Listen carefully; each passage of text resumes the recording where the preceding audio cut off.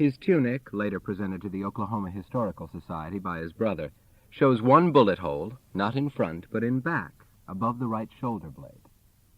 And because of this odd fact, it has been suggested that a cavalryman meant to shoot Custer, but accidentally killed Hamilton. While this is possible, there is no evidence to support such a theory. The correct explanation may be that Hamilton was riding with his tunic open. The bullet went through his body and punctured the back of his coat when it emerged. The warrior who killed him was on foot, a detail mentioned by George Bent, who was told by Red Shin and Medicine Elk Pipe that Cranky Man rushed out of his lodge and shot the officer, later identified as Hamilton. So it must follow that the bullet angled upward, which is substantiated by Surgeon Henry Lippincot's report. Ball entered about 5 inches below left nipple and emerged near inferior angle of right scapula. Hamilton enjoyed sketching and obviously was good at it. The Oklahoma Historical Society owns a pen and ink drawing of some politician or government agent in a plug hat, which brings to mind the relentless caricatures of Daumier. He liked to do impressions of his comrades in the 7th, but after everybody had laughed at them, he tore them up, thus taking away the sting of ridicule, Elizabeth says, which constant sight of the caricature might produce. One can hardly imagine such refinement today. During the Hancock expedition, he got acquainted with journalist Theodore Davis, and after Davis went back east, they corresponded. From camp near Fort Dodge, about a month before he was killed, Hamilton wrote that a grand winter campaign was being organized. He then made a disparaging remark about General Sully, but asked Davis not to publicize it for fear of hurting the general's feelings. And he commented on the sympathy for Indians which was being expressed by government peace commissioners and by certain newspapers. I only wish some of the most enthusiastic of their admirers, both male and female, could have been the recipients of the noble red kindnesses instead of the unfortunate settlers on the Saline and Solomon. One of the women brought into Fort Harker was ravished by 23 of the villains. Comstock was one of the first victims to the savages. He and a scout named Grover had visited the camp of Black Kettle, a Cheyenne chief, then supposed to be friendly, and were leaving it when they were followed and shot. Grover feigned death and escaped. Barnett's was luckier than Hamilton. He and a Cheyenne fought a picturesque duel, Barnett's galloping back and forth, while the Indian jumped from side to side. Each man knew that a miscalculation could mean death. They fired simultaneously. The Cheyenne, probably Chief Magpie, tossed up both hands and collapsed.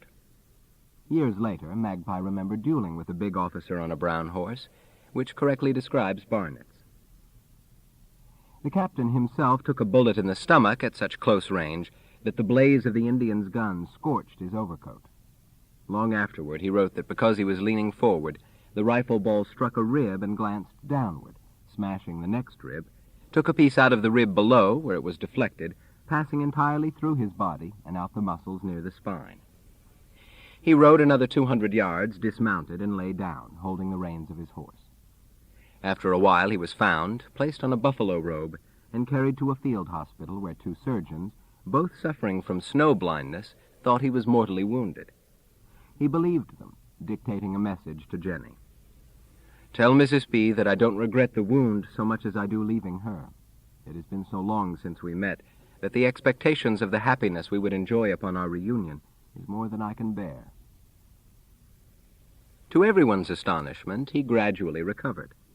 On Christmas Eve, from Camp Supply, he wrote to Jenny that a mass of tissue about the size of a fist had protruded from the anterior opening and resembled the balls of sausage one finds in butcher shops. Dr. Sternberg removed it with a curious instrument of recent invention. The Barnett's case fascinated Dr. Sternberg, who described his procedure in the Surgeon General's Circular No. 3, 1871. "I commenced the operation with a wire écraseur, but before it was completed, the loop of wire broke." So interested was Dr. Sternberg that he presented this mass of tissue, known as omentum, to the Army Medical Museum in Washington, where it was publicly displayed in a jar of formaldehyde. Sternberg and his assistant, Dr. Lippincott, were more or less correct about the injury being mortal. Barnett's lived a long time, dying in 1912 at the age of 77. But the autopsy showed that death had been caused by a growth around this 1868 bullet wound. The autopsy also disclosed a shred of his Army overcoat, which he had been wearing outside in, so to speak, ever since the Battle of the Washita. The big round bullet that brought him down came from a muzzle-loading Lancaster rifle, probably one of many weapons given to the Cheyennes by the government at the Medicine Lodge Peace Council. Barnitz himself had been at Medicine Lodge and was amazed. Indians signed treaty, presents distributed, among other things, 65 new revolvers and hundreds of new butcher knives. 8 years later, Major Reno wrote his official report of the Custer business while on the banks of the Yellowstone, concluding with these lines. The harrowing sight of the dead bodies crowning the height on which Custer fell, and which will remain vividly in my memory until death, is too recent for me not to ask the good people of this country whether a policy that sets opposing parties in the field, armed, clothed, and equipped by one and the same government, should not be abolished. A century later, it is obvious that Major Reno's question has not yet been answered. Along with Captain Barnitz, the irascible Benteen almost lost his life during that furious charge through Black Kettle's village. A young Cheyenne, apparently about 14 years old, dashed out of the chief's lodge, hopped on a pony, and tried to escape. Benteen galloped after him, signaling as clearly as possible under the circumstances that if he would surrender, he would not be hurt. The boy responded by wheeling his pony and firing. The bullet sang past Benteen's ear. Twice more the young Cheyenne fired. The second or third shot dropped Benteen's horse and sent him tumbling into the snow. Once again the Cheyenne charged. Enough was enough. Benteen killed him. This aggressive young man usually is identified as Black Kettle's son, but in fact he was a nephew named Blue Horse, and he was older than he looked. According to George Bent, who married Black Kettle's niece, and who therefore should know, Blue Horse was about 21 when he made the mistake of challenging the plump, grandfatherly soldier. A casualty of some consequence, from the general's point of view, was his favorite staghound, Blucher. Foolish Blucher. Confused by so much excitement, unable to distinguish friends from enemies, Blucher decided to join the Indians and got an arrow through the ribs. Months afterward, says Custer, I discovered his remains on the ground near where the overcoats had been deposited on that eventful morning. The fight in the village lasted only a few minutes, although several hours were required to finish off isolated warriors who hid in gullies and underbrush. Custer's tally listed 103 fighting men killed. In truth, only 11 could be so classified. Chief Black Kettle, Chief Little Rock, Cranky Man, Blue Horse, Bear Tongue, Red Teeth, Blind Bear, Little Heart, Red Bird, Tall Bear, White Bear. The other 92 were squaws, children, old men. A New York Tribune story by an unidentified witness compared the devastated camp to a slaughter pen littered with the bodies of animals and Indians smeared with mud, lying on top of one another in holes and ditches. It sounds as though Black Kettle's village lay in the path of Genghis Khan. When things quieted down a bit, Custer sent details of men to round up any loose ponies. Sergeant Ryan was assigned to one of these squads. In his 1909 memoir, he tells of very nearly being killed on the way back from this excursion. As he rode around the foot of a bluff, he came upon a dismounted warrior. They were so close that Ryan's first impulse was to ride over the man, which he did, and managed to shoot him at the same time. But now Ryan's horse, with spurs jammed halfway through its body, was difficult to hold and ran some distance before it could be checked. I wanted very much to scalp that Indian, Ryan said, and having finally regained control of the animal, he turned back. The enemy was still alive. The sergeant put 2 more bullets in him. Just then, another blanketed individual appeared, who turned out to be not a Cheyenne warrior, but Private Egan of Ryan's own company, and from his home state of Massachusetts. I asked Egan if he would hold my horse, and I dismounted, turned the Indian over on his face, put my left foot on his neck, and raised his scalp. I held it up to Egan, saying, "John, here is the first scalp for M Troop." I secured the rifle, which was a heavy muzzle-loading buffalo gun made at Lancaster, Pennsylvania, and of the style issued to the Indians for hunting purposes. I also took a .44 caliber Remington revolver and a sheath knife, but did not bother with trinkets which he had. I believe some of these articles are in my collection at my home at the present time. Hanging the scalp at the saber hook of my waist belt, I started to find our command, and on the way noticed that the skirt of my overcoat was covered with blood. So I threw the scalp away, and upon arriving at camp, reported my experience to the company commander, Lieutenant Owen Hale. He asked me what I did with the scalp, and I told him.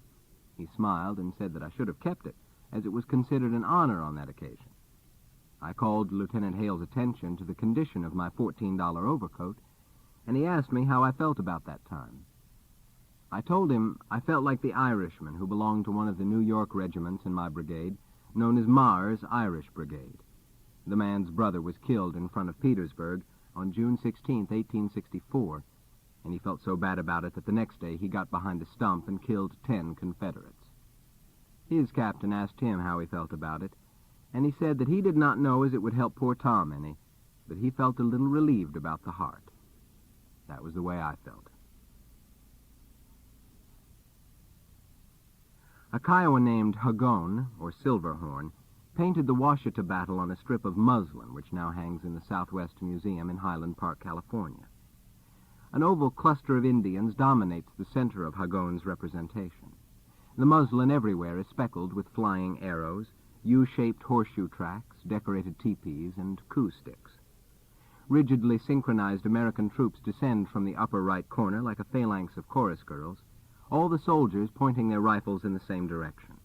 They wear blue pants and pale green blouses, and every soldier has yellow hair, which probably does not refer to General Custer, but to the fact that it is just about impossible to tell white men apart.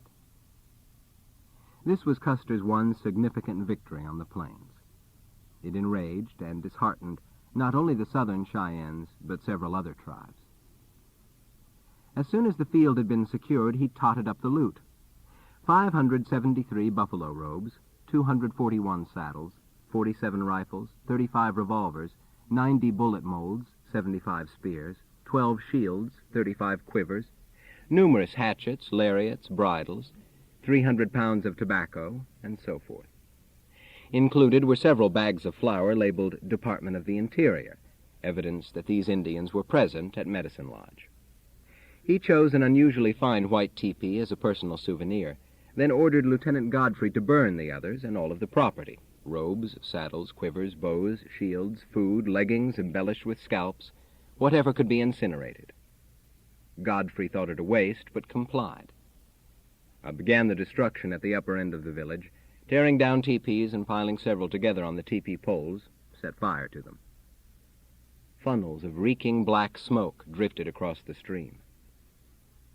One man brought to me that which I learned was a bridal gown, a one-piece dress adorned all over with beadwork and elk's teeth on antelope skins as soft as the finest broadcloth.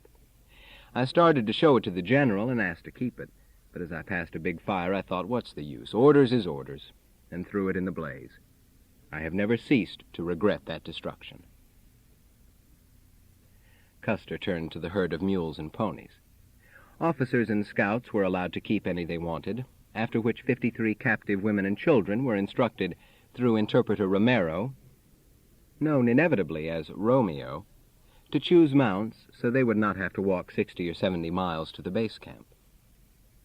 Custer next detailed Lieutenant Godfrey with 4 companies to kill the remaining animals because he did not want the Cheyennes to recover them, and it would have been difficult or impossible to drive such a herd. Godfrey's executioners at first tried to cut their throats, but this turned out to be surprisingly difficult because they could not abide the odor of white men and struggled desperately whenever a soldier approached. After a while, says Godfrey, his men were getting tired, so he sent for reinforcements and the creatures were shot. Even with extra men, it took some time because there were about 800 ponies and mules, and when the job was done, the snowy Oklahoma field bloomed with dark flowers. Crook followed this procedure after capturing the village governed by Old Bear and He-Dog, but for some reason his men had less trouble controlling the Indian ponies and were able to kill them with axes and knives. Bourke, after explaining the necessity of this act, sounds quite distressed. It was pathetic to hear the dismal trumpeting, I can find no other word to express my meaning, of the dying creatures, as the breath of life rushed through severed windpipes. The Indians in the bluffs recognized the cry and were aware of what we were doing. Mackenzie did the same thing to the Comanche, Kiowa, Cheyenne pony herd in September of 1874. Guided by Tonkaway scouts, he surprised the Indians on the headwaters of the Red River, chased them out of camp, burned their homes, and littered several acres of ground with the carcasses of 1,400 ponies. The strategy was merciless and effective. Let nothing survive. Accounts of Chief Blackkettle's death do not exactly coincide, but almost. It appears that he jumped on a pony, drew up his wife in front of him, and started across the river, but did not get very far. He was shot in the back. His wife, her name awkwardly rendered into English as Medicine Woman later, was shot dead beside him. Years afterward, an old woman called Moving Behind talked about the fight and about going to look for Blackkettle. The chief and his wife lay under water, she said. 4 men, Roll Down, Scabby, Afraid of Beaver, Clown, dragged their bodies up on the bank. Clown spread a blanket. Blackkettle and his wife were placed on this blanket. By then it was getting late, so Moving Behind and the others went away. They rode westward, passing the bodies of men, women, and children. They would stop to look at the bodies and mention their names. They rode up the Washita until they got to the camp of a man named Crooked Wrist.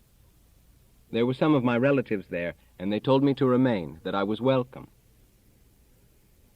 Another Indian account states that Blackkettle and his squaw lay overnight in the icy stream. Survivors did not find them until the next day. Chief Magpie said Blackkettle's body was submerged, except for the face.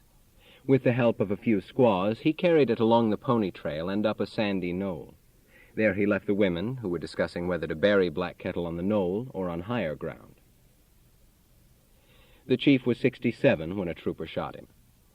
He was a Sutai, the correct plural of which is Sutayo, one of those people from the northeast who brought the sun dance to the Cheyennes, who spoke the same language but a different dialect.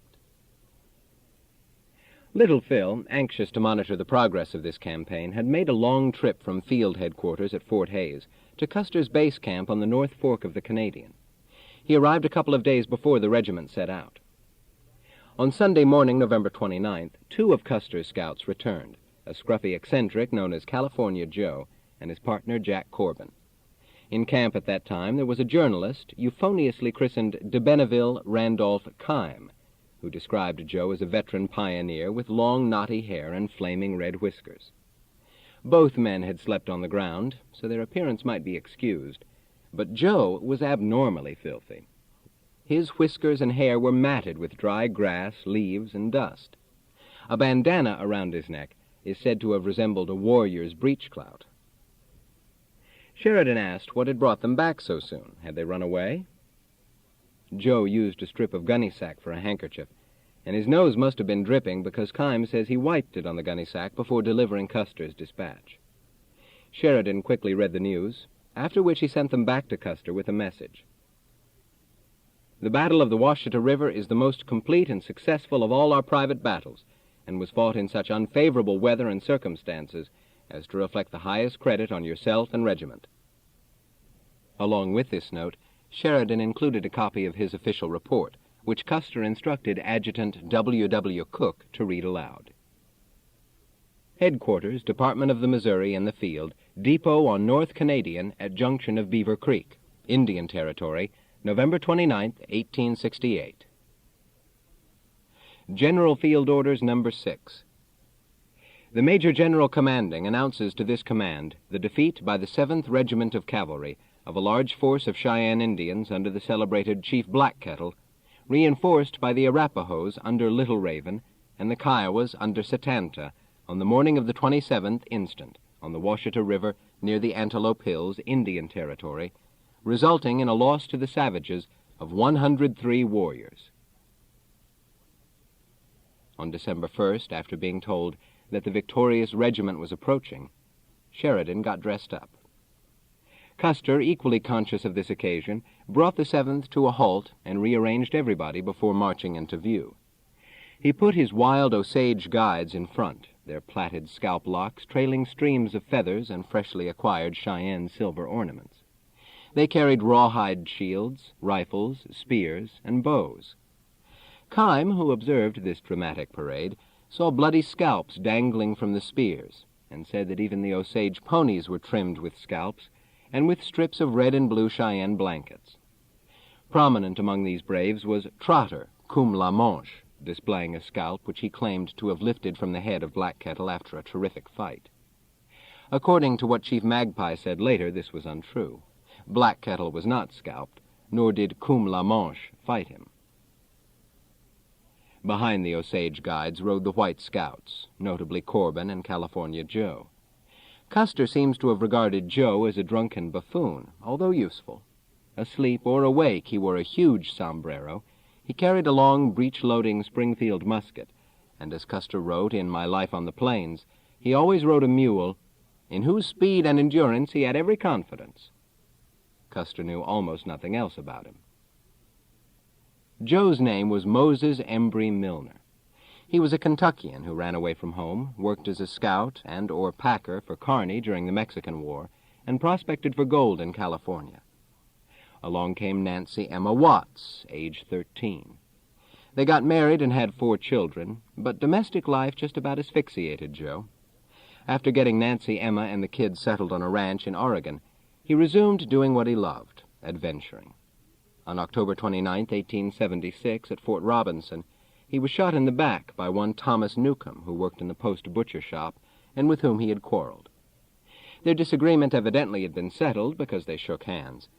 But about 5 p.m., while Joe stood on the banks of the White River talking with some friends, Newcomb slipped up to the quartermaster's corral, steadied a Winchester on a wagon wheel, and sent Joe across the Great Divide. Dr. Valentine T. McGillicuddy wrote to historian Brinnenstuhl in 1922 that authorities in eastern Nebraska were notified, but nobody seemed to care. 4 days elapsing and no one appearing, we were obliged to turn Newcomb loose. He is now living in Gardner, Montana, as a hunting guide. Dr. McGillicuddy put a red cedar headboard on Joe's grave, but many years later the Fort Robinson Cemetery was relocated, and the last visible trace of California Joe, that red cedar board, seems to have been discarded. He was a friend of Wild Bill Hickok, and had said publicly that a bunch of gamblers arranged Hickok's death, an injudicious remark which may have brought about his own death. In any case, right behind Joe and his partner rode Lieutenant Silas Pepoon's civilian scouts, followed by the regimental band. Lieutenant Pepoon sounds as unsavory as Newcomb. He was later accused of cheating at cards and scheduled for a court-martial. It is said that he begged the accusing officers to withdraw their charges. When they would not, he killed himself. Next came the famous young general in fringed buckskin, astride a dancing black stallion. Then the woebegone captives, 53 orphans and widows bundled up in blankets and robes until only their eyes could be seen. Kime says the women looked straight ahead, never glancing right or left. They thought they were going to be shot. Enlisted men and supplies brought up the rear. At an appropriate moment, Custer spurred forward to greet his boss while the band struck up Gary Owen. A warm sun beamed down. The snow began to melt. That night the Osages held a scalp dance, and General Sheridan admired Custer's souvenir lodge. It sounds like the end of a perfect campaign. But the men of the 7th were in an ugly mood because a detachment of 18 troopers commanded by Major Joel Elliott had failed to return. They were last seen riding downstream after some fleeing Cheyennes. At first, because of the excitement, nobody worried. Hours went by. Not until late afternoon did Custer send out a search party, which found nothing. Why he neglected to scour the area has never been adequately explained, unless we accept his explanation in My Life. As it was now lacking but an hour of night, we had to make an effort to get rid of the Indians who still loitered in strong force on the hills.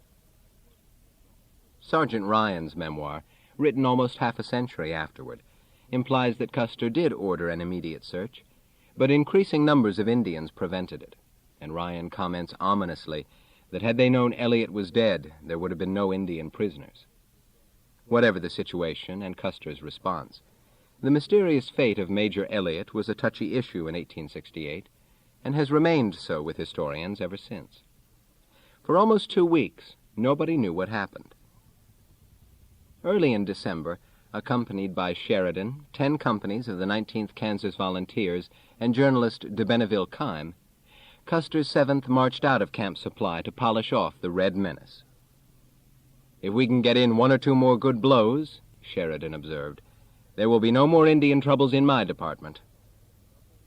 The route was almost identical. Sheridan wanted to see the Washita battlefield, partly from curiosity, but also because they wanted to know what had become of Elliott. It was a bitter cold march. They crossed the Canadian River on December 10th, with the temperature at 18 below zero. Keim recorded what they saw as they approached. The sunlight glistening upon the heavy frost, which had not yet disappeared from the trees and long grass of the lowlands, lent the only charm to the landscape. The barren hills, the wild and silent valley, the leafless and lifeless vegetation formed the picture of desolation. The footprints of the charging squadrons could be followed in one extended front through the tangled brush. When they got closer, they disturbed a host of flesh-eating animals and birds. Wolves and coyotes trotted ahead of the army, pausing often to look back, and settled on the hills to wait. Ravens and crows, gorged with meat, flapped away heavily. Where Cheyenne lodges had stood, there were now circles. Corpses lay on the charred earth, many of them tied up in blankets. Several had been placed in the forks of trees, others hidden beneath stacks of brush. Blackkettle's body could not be found. It was assumed that he, along with other important men, had been carried to a remote canyon for burial, an assumption which proved more or less correct. Not quite 70 years later, July 13th, 1934, some WPA laborers who were lengthening a bridge over the Washita accidentally uncovered a skeleton dressed in Blackkettle's jewelry. For this reason, and because the skeleton lay close to the sandy knoll where Magpie had left him with the squaws, it seems probable that this was the chief. His bones were donated to a local newspaper, the Cheyenne Star, which displayed them in a window. From a hillside, Custer explained to Sheridan the strategy he had used, pointing out avenues of attack and recreating the action, while search parties continued down the valley looking for Elliott. Near a dry tributary east of the Washita, one naked body was discovered, the skull so battered that part of the brain had emerged. 200 yards farther lay the rest of the troops, frozen as solidly as stone, Keim reports. All of them lay face down, bristling with arrows. Several were beheaded. An early account in Chronicles of Oklahoma says each man's throat had the appearance of having been cut. This was caused by the Indians having cut out the thyroid cartilage. But why the Indians did this was not explained. Dr. Lippincott examined these frozen cadavers. File F-421, Old Military Records, National Archives, is gruesome and clinically precise. Carrick William, Corporal H. Troop, bullet hole in right parietal bone, both feet cut off, throat cut, left arm broken, penis cut off. Downey Thomas, Private I. Troop, arrow hole in region of stomach, thorax cut open, and right shoulder cut by tomahawk. Myers Carson, Private M. Troop, several bullet holes in head, scalped, 19 bullet holes in body, penis cut off, and throat cut. Unknown, head, right hand, and penis cut off, 3 bullet and 9 arrow holes in back. In a confidential report, Custer added a few particulars to the surgeon's catalog, including the fact that the stock of a Lancaster rifle protruded from the side of one victim. The rifle had been broken, the wooden stock jammed about 8 inches into the body. As for Elliott, he had 2 bullet holes in the skull and 1 in the left cheek. His right hand was cut off, his penis chopped off. There was a deep gash in the right groin, gashes in the calves of both legs. The little finger of his left hand was missing. His throat had been slashed.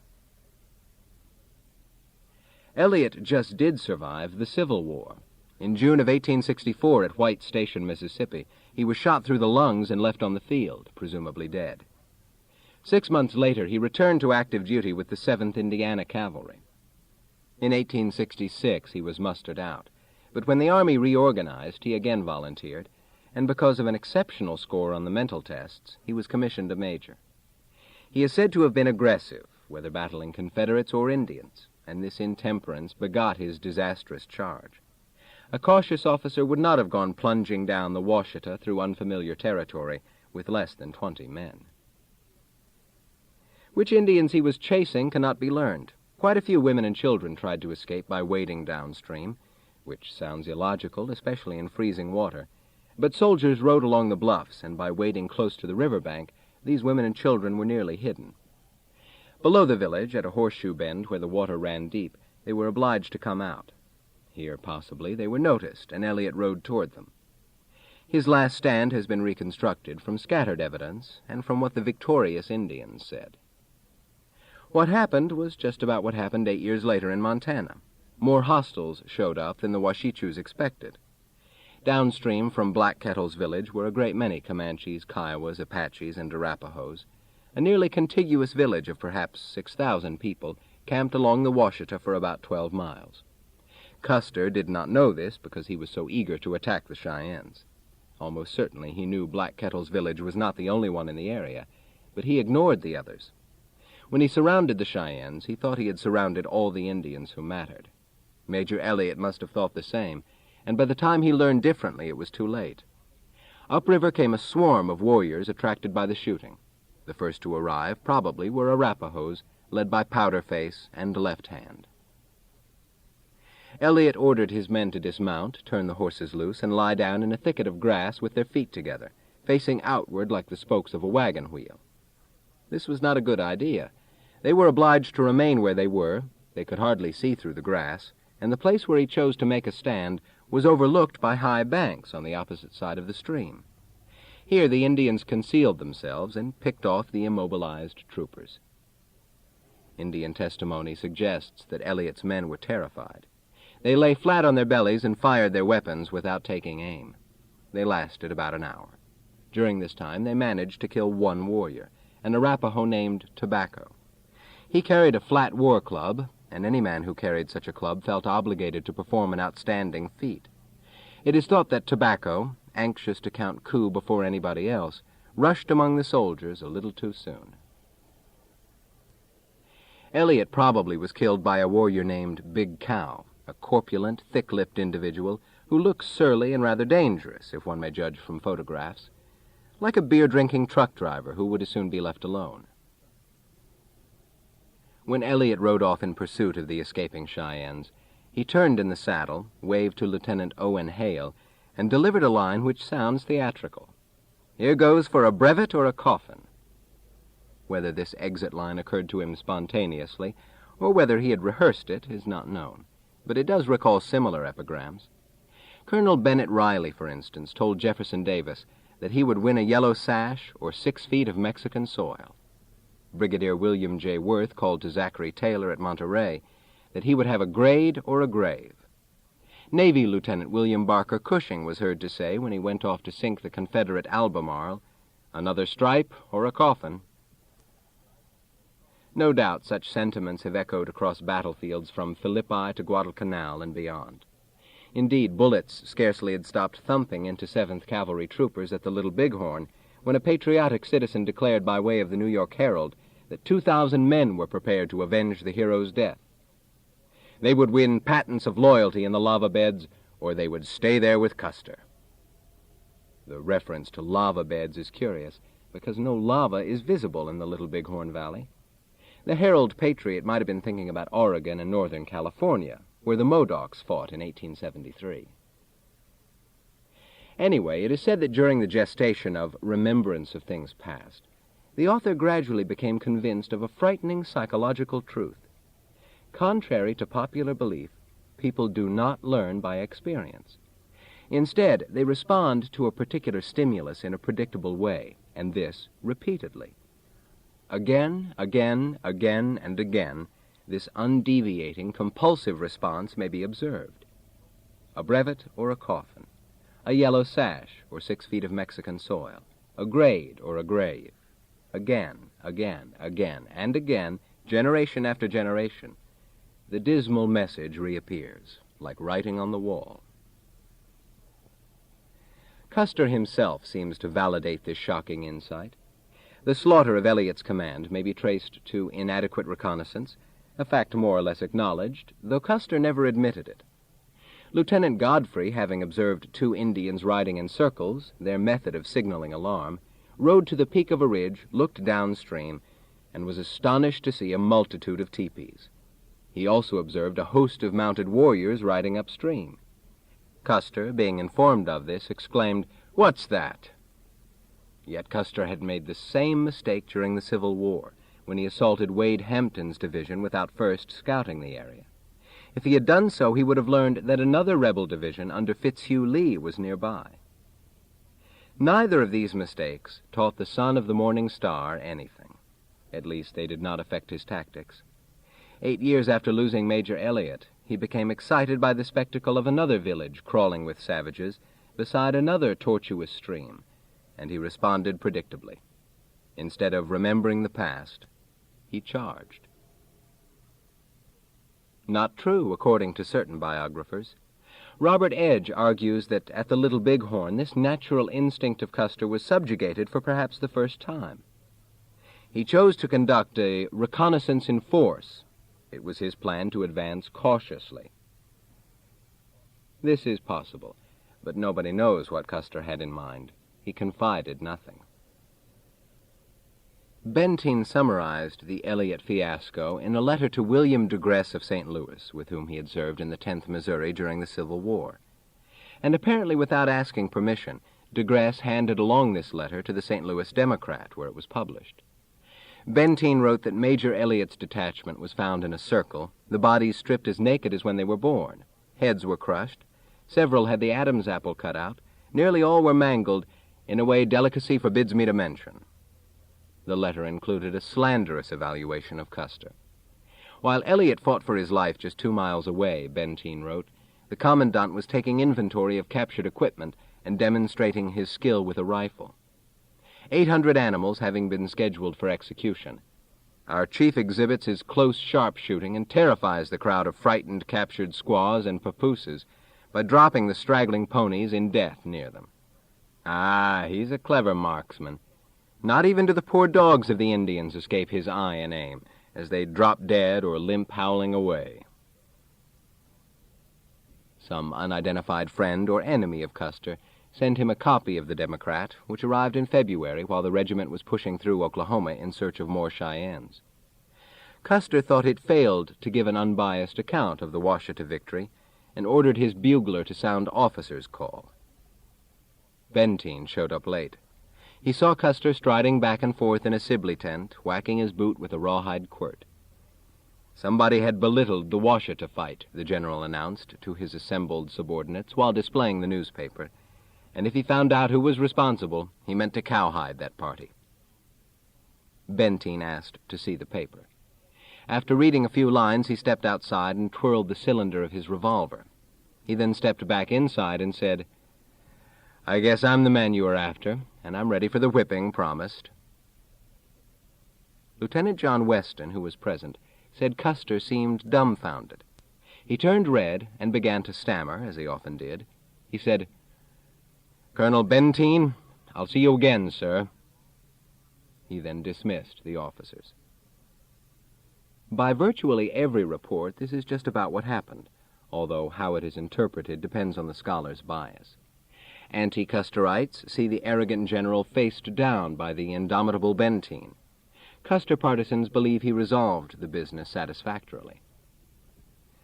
This latter position is a little difficult to understand, and is best explained by Colonel Charles Bates, who wrote that for Custer to have pressed the issue would play directly into Benteen's hand. Pride in the regiment was stronger than mere personal pride, and he would do nothing to injure its efficiency. Perhaps he was quick-tempered and impulsive when he called his officers together and uttered his threat, which no one would expect to be taken literally. But in the end he showed his presence of mind and self-control. Or maybe he felt responsible for Elliott's death, and although he could not admit this to the assembled officers, neither could he lift the quirt. So far as Benteen was concerned, the business lay unfinished. He rounded up journalist Kime for a witness and went back to settle it. During a second confrontation, if his view is to be accepted, the general wilted like a whipped cur. Keim told Sheridan about the incident, and Sheridan had a talk with the flamboyant young general. Had this ugly scene concluded with Benteen puncturing Custer's heart, the drama of 1876 might have been much less dramatic. There is little doubt that Benteen was ready to kill. Whatever his defects of character, and there were some, nobody ever accused him of bluffing. One stroke with that rawhide quirt would have rung down the curtain, and Custer's evasive response to the challenge indicates how well he understood this. In addition to Elliot, Mrs. Blinn and her son turned up. She had been en route to the Pacific coast with her husband when their wagon train was surrounded for 3 days, until soldiers from Fort Lyon drove the Indians away. Despite Sheridan's belief that her husband and friends had been murdered, nobody was killed. Just how she and her infant son were abducted is not clear, and it is surprising that the Indians were able to carry her off, because this convoy included 11 armed men, 10 of whom were not even wounded. Nor is it clear whether the bodies of the woman and child lay on the site of Black Kettle's village or downstream. Captain George Janess of the 19th Kansas Volunteers placed them very close to the riverbank where Black Kettle himself was killed. Sheridan and Custer, who did not see the bodies until later, insisted they had been recovered from a deserted Kiowa camp 5 miles away. Comanche Kiowa agent A.G. Boone said they were at least 10 miles away. Custer, identifying her as a young and beautiful white woman, reported that she had been shot in the forehead. He said her scalp was taken and her skull badly crushed. The child also bore numerous marks of violence. Kiowas did not murder Mrs. Blinn, insisted General W.B. Hazen, who was so angered by one of Custer's magazine articles that he published a long rebuttal. The whole story of this unfortunate woman and her child has been told me a dozen times by as many different Indians, both before and after the battle, each corroborating the story of the others.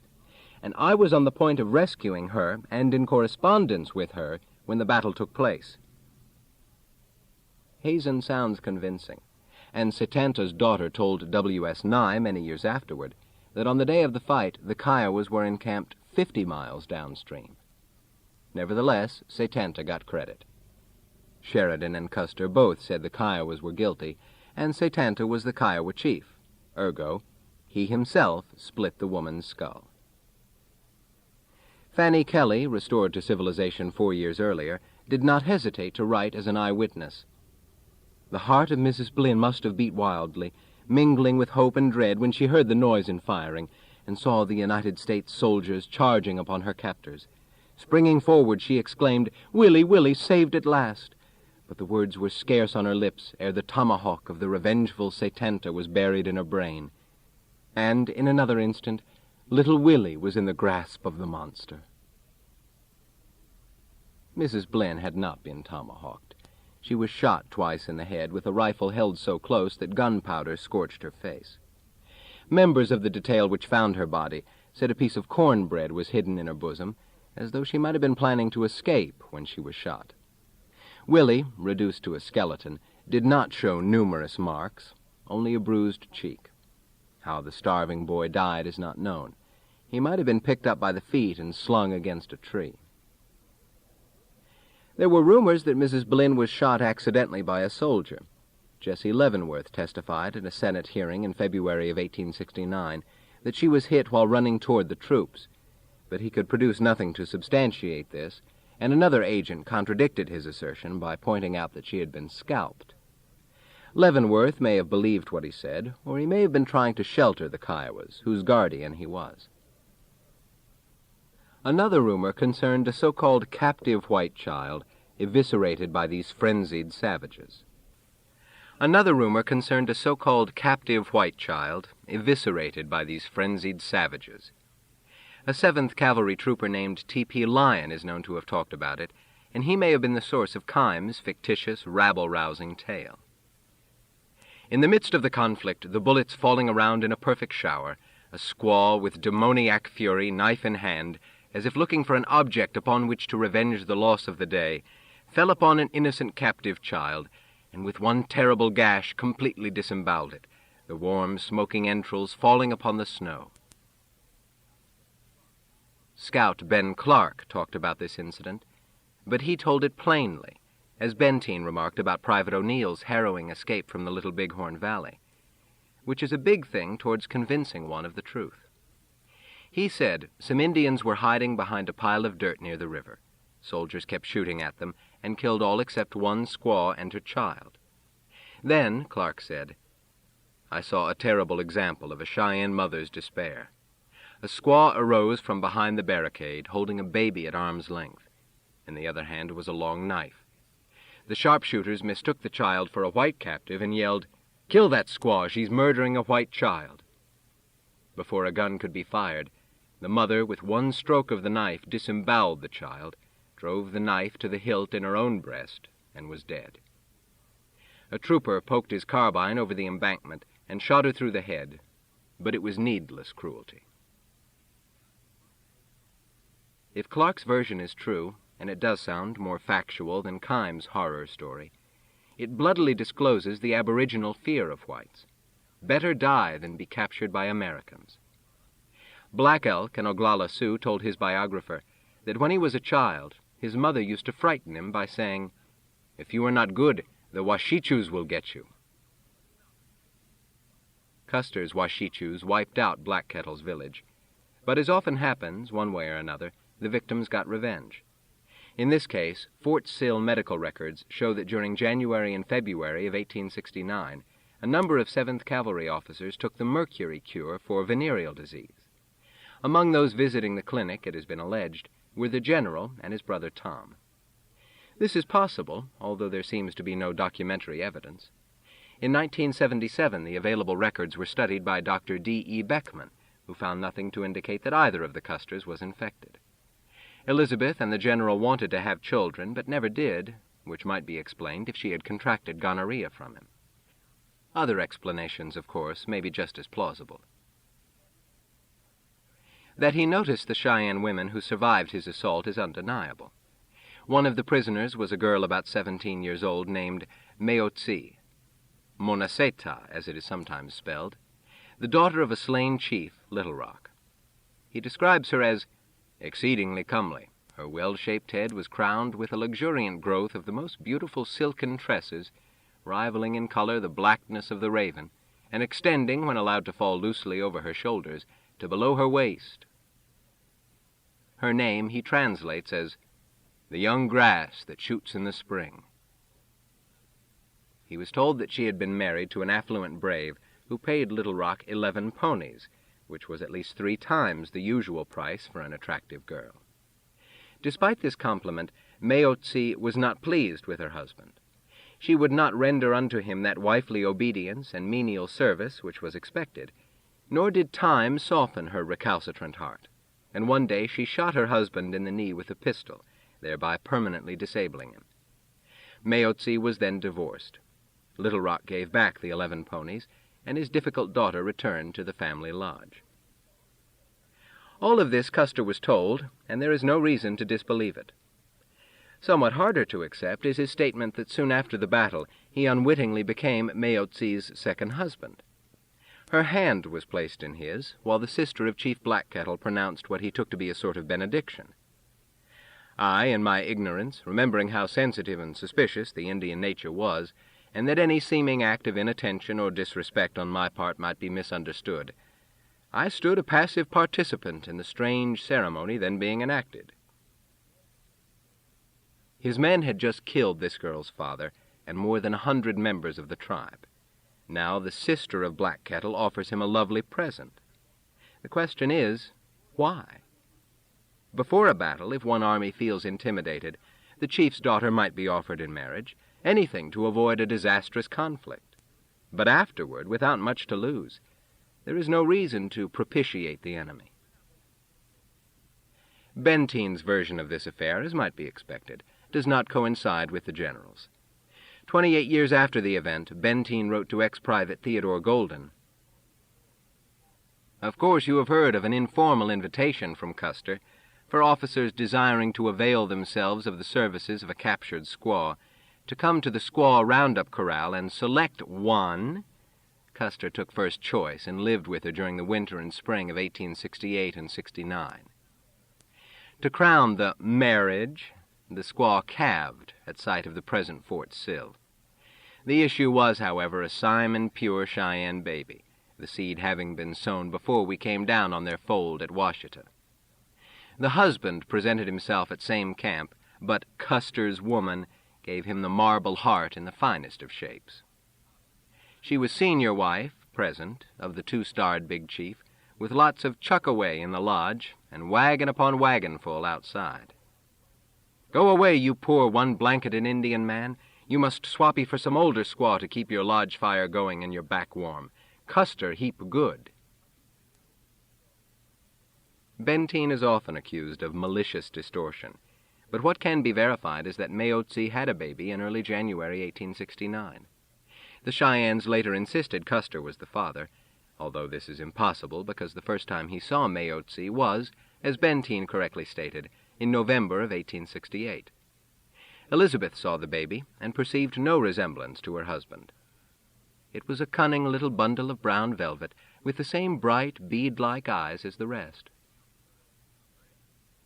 Mayotzee had a second baby prematurely in 1869. So goes another version. This was Custer's child, with creamy skin and yellow streaks in its hair, named Yellowbird or Yellow Swallow, which was not an uncommon name. Mrs. Kelly, during her 5 months among the Oglalas, saw quite a few children with light complexions, the offspring of fort marriages, and one of Chief Ottawa's daughters was named Yellowbird. That Custer liked Mayotzee, that he liked her very much, never has been denied. Whether he acted upon his feelings is the mystery. Tom Custer described this pistol-packing Cheyenne divorcee in the idiom of the day as just another Sally Ann, and remarked that she was a great favorite with the entire command, a phrase easy to misconstrue. Benteen, frankly contemptuous, wrote that the general winks at being cuckolded by his kid brother, adding that this relieved the general of blanket duty. And in a letter to Golden, dated St. Valentine's Day, 1896, he repeats old gossip from Camp Supply to the effect that the post surgeon had watched Custer and Mayotzee fornicating. Such malignant stories persist like the odor of a swamp, and they are curious because Cheyennes were noted among Plains tribes, at least by the Indians themselves, for the chastity of their women. Furthermore, Mayotzee was high caste. Her father had been an important chief, second only to Black Kettle.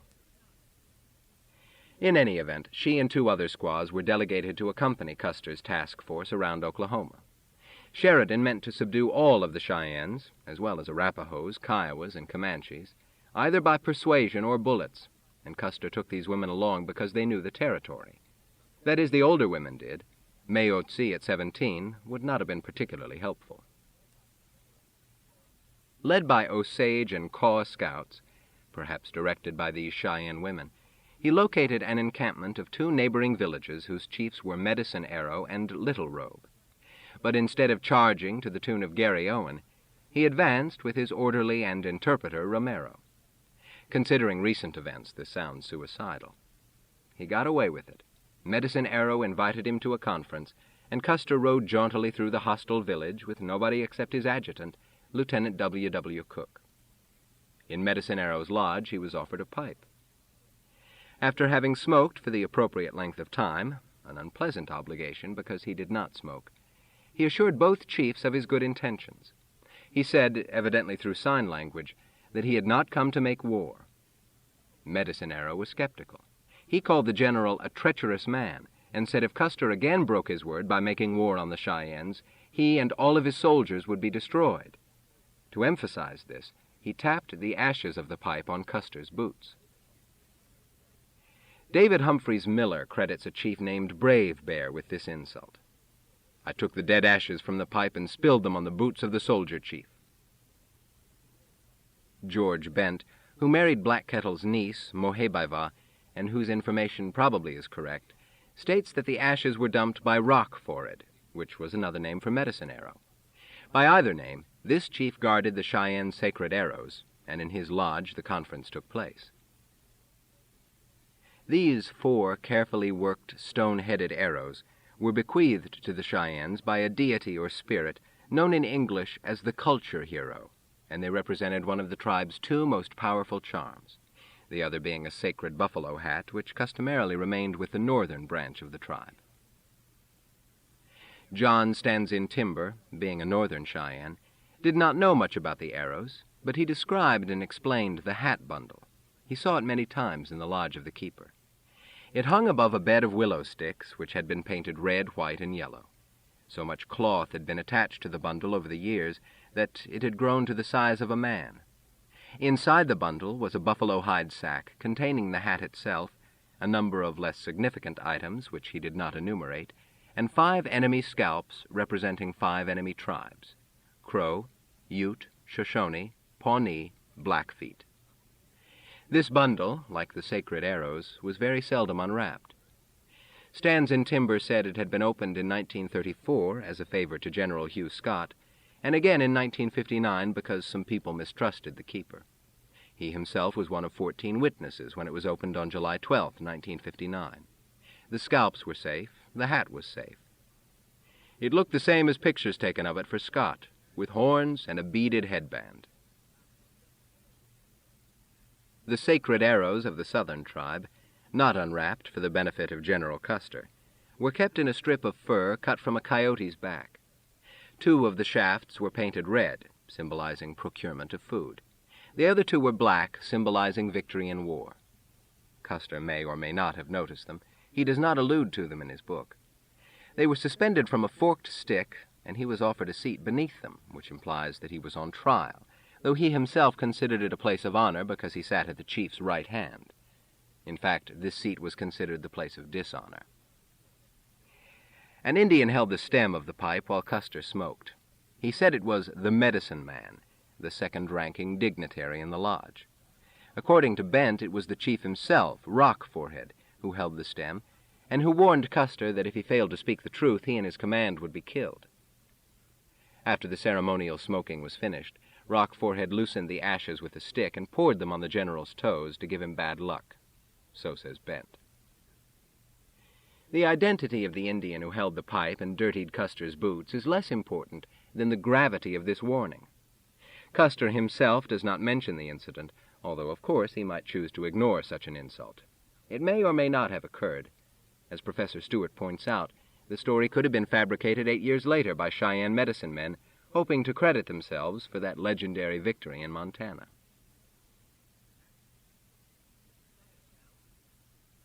With the Cheyennes subdued, at least temporarily, the 7th returned to Kansas and spent the summer of '69 encamped near Fort Hays.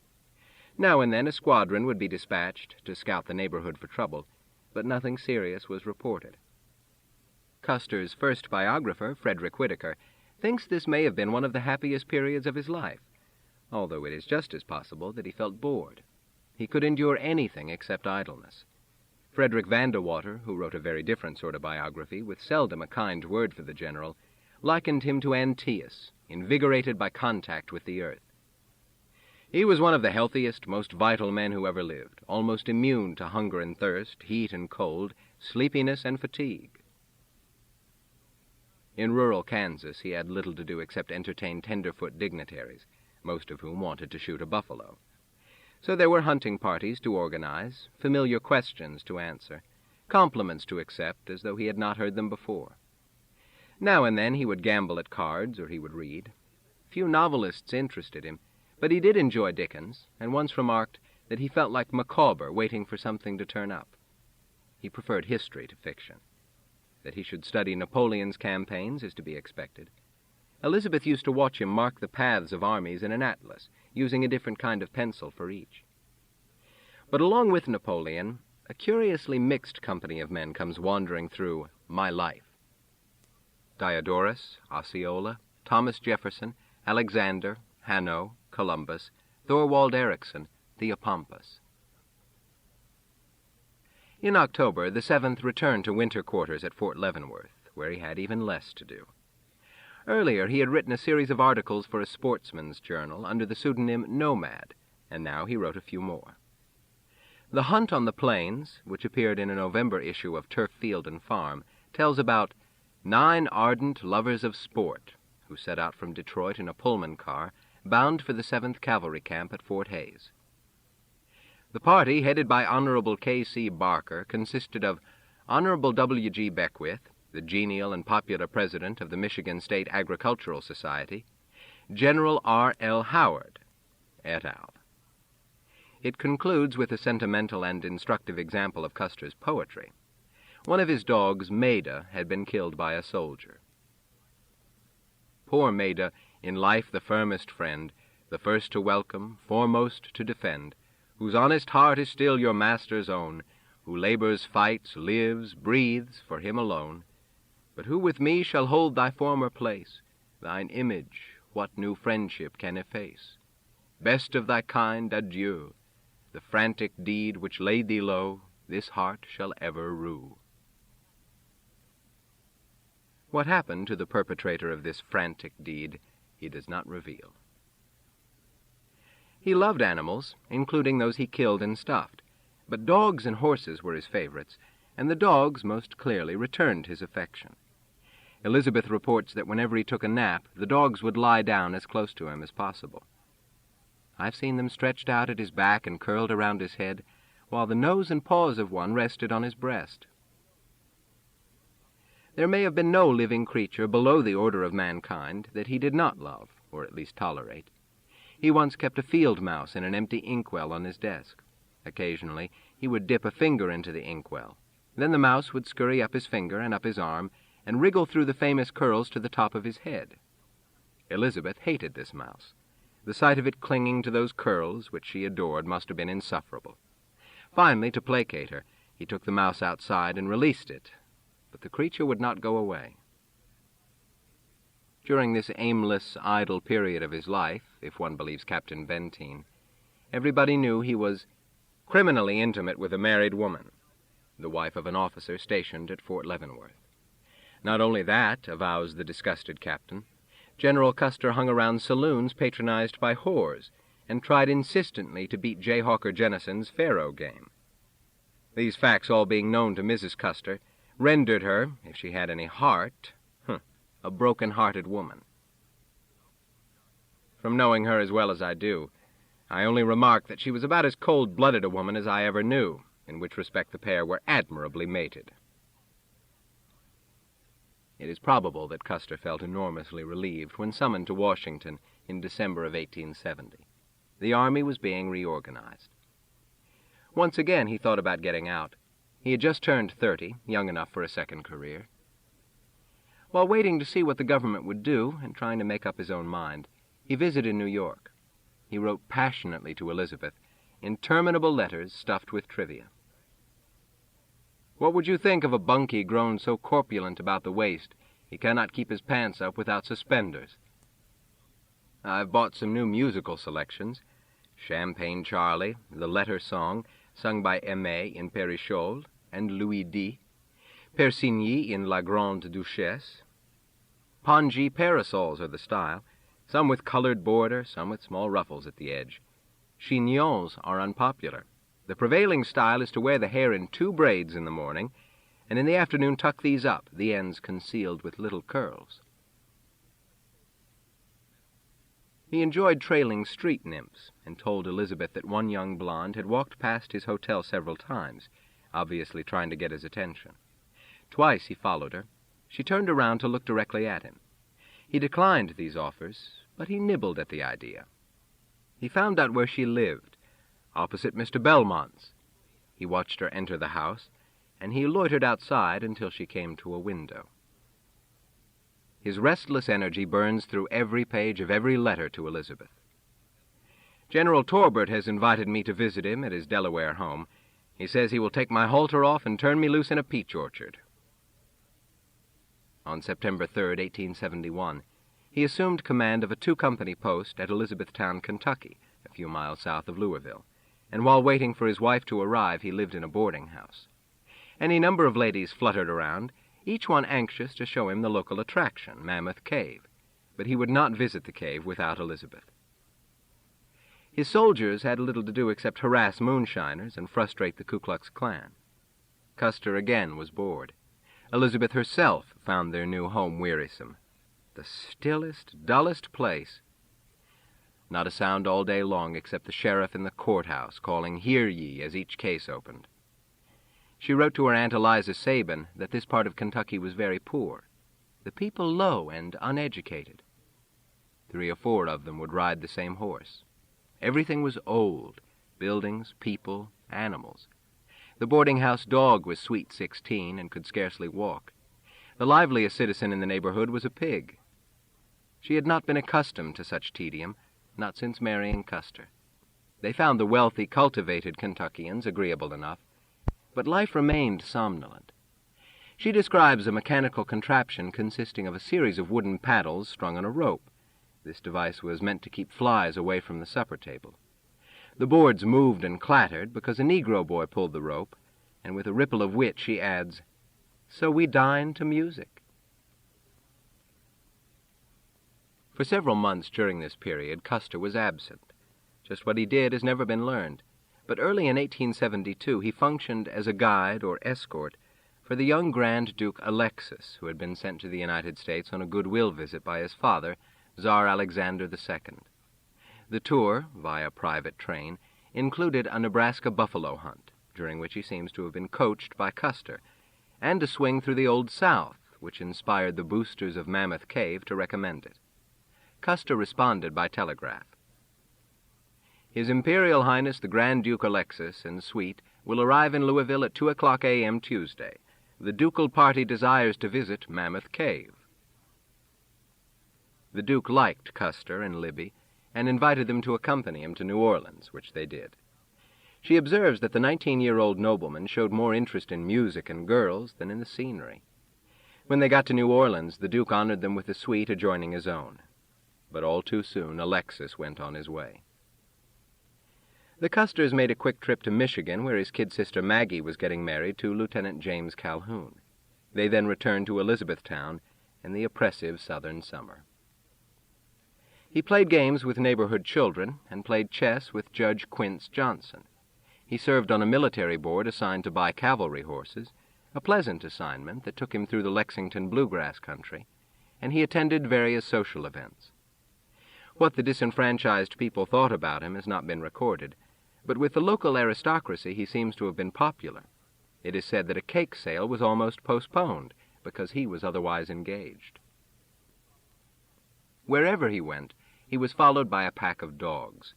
His orderly, John Berkman, mentions 80 hounds, which must be an exaggeration. Berkman exercised them, chained in pairs, and he said they behaved all right unless they caught sight of a Kentucky dog, after which nobody could hold them.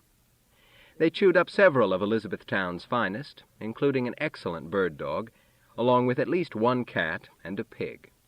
As a result of these attacks, according to one biographer, the citizens petitioned for his removal. If so, the complaint was destroyed or lost. The Hardin County Historical Society in Elizabethtown has no record of it. He continued writing for Turf, Field, and Farm, and he began a serial account of the Hancock campaign for Galaxy, but his heart was elsewhere. Some 30 years earlier, the frontier trader and historian Josiah Gregg had published a ruminative essay which begins, "I have striven in vain to reconcile myself to the even tenor of civilized life in the United States, and have sought in its amusements and its society a substitute for those high excitements which have attached me so strongly to prairie life." It might have come from the quill of nomad. His period of exile concluded in the spring of 1873, when the dispersed Seventh was ordered to reunite at Memphis, proceed from there by steamer to Cairo, Illinois, from there by rail to Yankton, Dakota Territory, and proceed from there as a mounted cavalry regiment to Fort Rice, its ultimate mission to protect surveyors for the Northern Pacific Railroad, and by a display of strength to persuade the Sioux that whether they liked the idea or not, an iron horse soon would come hooting and chuffing through this land.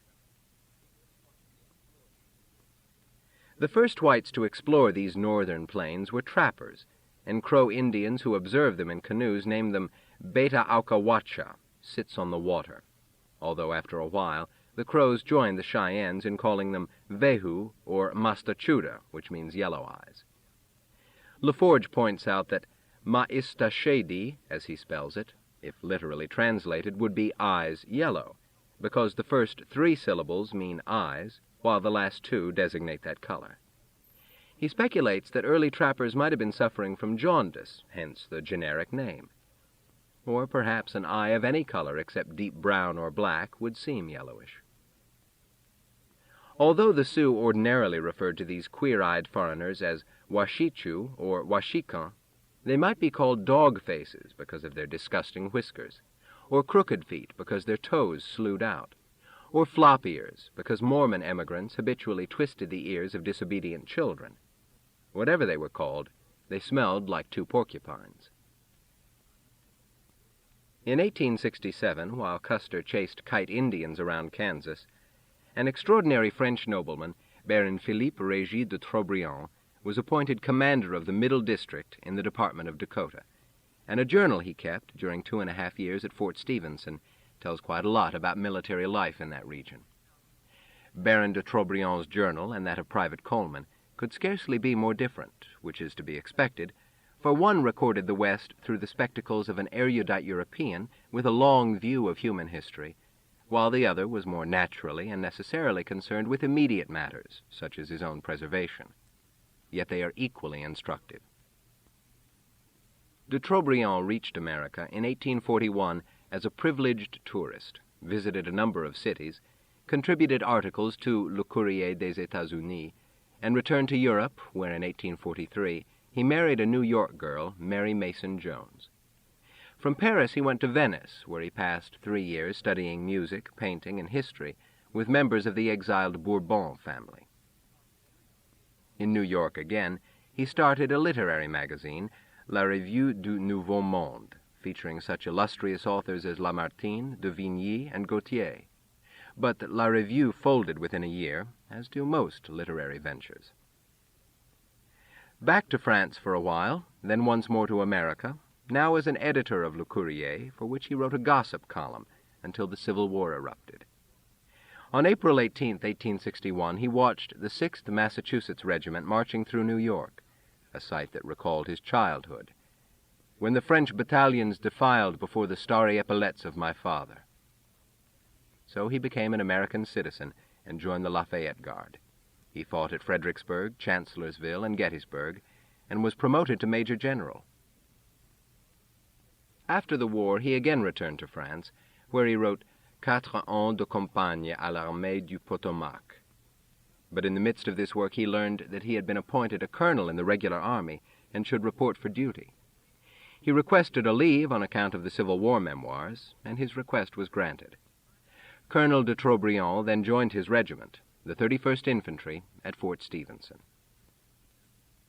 Lucille Kane, who translated his journal, observes that he came to the American West not only as a soldier, but as an artist and writer who could appreciate the grandeur of this country, its immensity, its loneliness, and therefore his journal is as much a record of the region's impact on a sensitive man as it is a narrative of military life. He writes of the burning wind, of dry summer storms, of snow, and always of the great plains rolling away to nowhere. For 10 years he served on the frontier. From Dakota Territory he was sent to Montana, Utah, Wyoming, and at last to Louisiana. In 1879 he retired, living thereafter as one might expect a man of such varied appetites to live. Summer in Paris or on Long Island, winter in New Orleans, where he died in 1897. Madame Kane remarks that de Trobriand was a man who contributed richly to the diverse culture of which this nation is so proud. 2 hours before midnight, on the final day of 1867, he meditates. Very soon this year will close, and will join in the abyss of the past some millions of other years, of which only a few thousand have left on us their distinct marks, and of which scarcely 40, or nothing, have their place in my memory. I have neither family nor friends around me to bid it goodbye. For me, no clock will strike the 12 strokes of midnight at its passing. No familiar sound, no family celebration will mark the portentous moment when 1868 succeeds 1867. As I take leave of the dying year and welcome its successor, I am alone in a log house in the heart of the deserts of the American continent, dreaming of my dear absent ones, and looking back on bygone days. And what a variety of places and experiences are in the succession of those first few days of the year. He remembers January 1st, 1840, at Tours, by the sickbed of his father, who died 10 days afterward. In 1841, he was a young man enjoying Paris. In 1842, New York. Back and forth, one world succeeding the next, years of gold and silk, music, painting, society. 1853, Château de la Fourgeraille, the country gentleman. 1855, New York journalist, his children are growing up. 1862, in a tent near Washington, he awaits the enemy. 1863, Fredericksburg. 1865, Petersburg. 1866, New York. 1867, Brest. 1868, Dakota. But what do I know, he asks. After all that, in comparison to what I should still be able to learn, if life were not too short, and if one did not forget with the years half of what is learned. The little Greek that I knew I have forgotten. I should have forgotten Italian while studying Spanish if I'd not stopped myself in time. And now I'm learning Sioux. The last instants of 1867 evaporate while he sits behind a crude desk in this uncivilized territory. Where is the most intense realm of the heart, the soul, the faculties? In passion or in reason? Everything is logical in this world. Age of passions first, the age of reason next. He who has not gone through these phases has only half lived.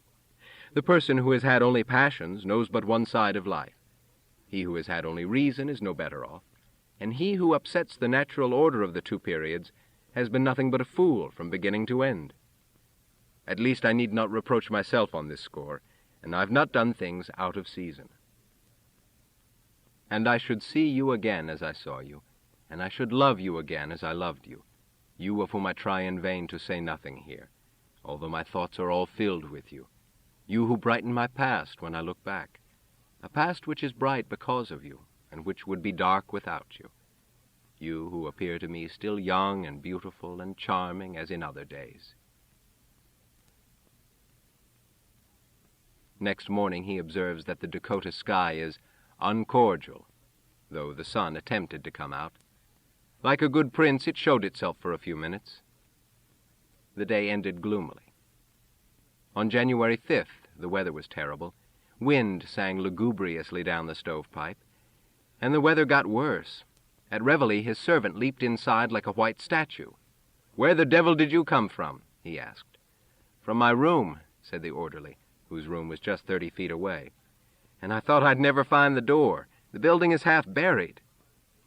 De Trobriand peeked into the kitchen, which reminded him of an opera setting, a grotto with needles of ice hanging from the roof. Another day he reports that although the sun has come out and the air remains calm, the thermometer registered 5 below zero. The sun tried to put on a good face, but it was the colorless face of a convalescent. It arose very late in the southeast, traveled a short arc across the sky with languid resignation, and declined early in the southwest. He expresses surprise at the absence of polar bears. Apart from such uncordial weather, there were the savages. News arrived from Fort Berthold on April 11th that Sitting Bull's Unkpapas had persuaded the Blackfeet and Miniconjou to form an alliance. This news was not good. De Trobriand mentions that a few years before, by which he must mean the early 1860s, Sitting Bull had been wounded in a skirmish with army troops, whereupon Bloody Knife jumped off his horse and was about to cut Sitting Bull's throat when the commanding officer forbade him to do so. The result, says de Trobriand, was that Sitting Bull escaped, recovered, and since then bent on vengeance. He has always done us every harm in his power, and is the spirit or arm of all the coups attempted or accomplished against us. It is he in particular who inspires the others with his hate. Like every other white who encountered the Unkpapa medicine man, this highly sophisticated European was fascinated. He notes that Sitting Bull is about 40 years old and rather inclined to fat. His fierceness is masked by a good-natured manner and a conversation abounding in good humor. To judge by appearances, one would believe him to be the most harmless of redskins. In reality, he is a ferocious beast who seems to be laughing when he is showing his teeth. This concludes the reading of Son of the Morning Star by Evan S. Connell, Part 1. This book was read by Christopher Hurt.